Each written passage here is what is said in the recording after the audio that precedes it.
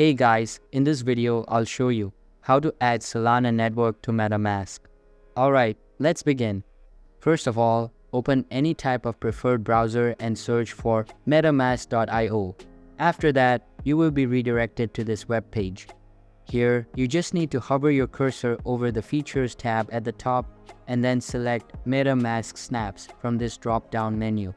Once you are here, click on the Discover Snaps button and a bunch of options will appear for you to choose from. Simply go to the Popular section and click on Solana Wallet. After that, you just need to click on the Add to MetaMask button and a pop-up will appear asking you to confirm the connection.